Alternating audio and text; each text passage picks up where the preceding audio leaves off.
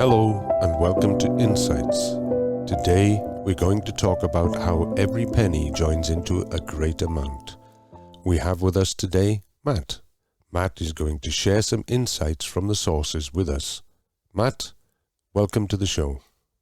Thank you, Rob. It's a pleasure to be here. So, let's get started. Can you tell us what is considered the minimum perfection or wholeness which must be reached? Yes, Rob. According to the sources, perfection cannot be divided. You start from the lowest degree and continue to the final correction. You have to try with all your might to bestow to the Creator through the environment. This is perfection. That's interesting. How do we measure our progress? By counting our pennies, Rob. When we begin to count the pennies, we treat our work in a serious and strict manner and understand the extent of the work we need to do daily in advance. This helps us see the steps ahead of us and how to advance. I see. So how do we know that we've started the work? You can see it and feel it in your attention and contribution to the society, and in your relationship with the friends. This is your only way of knowing and scrutinizing your progress. Okay, that makes sense. Moving on, what is it to hear the voice of the Creator? This takes place when the work begins in a practical way, when you know that you are in mutual connection with the friends and the Creator. This is called I am my beloved's and my beloved is mine. And how do you hear the voice of the Creator? In your feelings, Rob. You receive it and hear it according to the level of your feeling and understanding.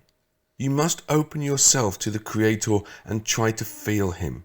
You must know Him to recognize His voice. Got it. What are the conditions for feeling the voice of the Creator, Matt? It cannot be explained since it's a matter of feeling, Rob. You must understand that the Creator wants to connect with you, and you agree to be in a mutual connection with Him and feel Him acting on you and speaking to you internally. I see. We must recognize the voice of the Creator and know what He is trying to convey to us, right? Exactly, Rob. We don't try to see the Creator's image because He has no image, but we want to feel Him, to understand how He works on us through His inner voice. After we learn to recognize His actions, the connection between us will greatly improve. That's very interesting. Now, we're now in the process of leaving Egypt and entering the king's palace. Can you explain this, Matt? Sure, Rob. This is a very wide area, and everyone receives it differently. Now is our time to stay close to each other. Although we are physically located in different places, we have to stay together and be ready to enter the next degree, the control of the Creator as one. That's a great point. Can you tell us how we can change our senses? Well, it's hard to talk about our senses, Rob. We must go through many changes to exchange our physical senses for spiritual senses. We must acquire the force of bestowal, and to the extent that we love and bestow, to that extent we will enter the spiritual world. Fascinating. How does the Creator reveal Himself in the center of the 10, Matt? The purpose of creation is to bring all of creation to that one point, which is the internality of the Creator.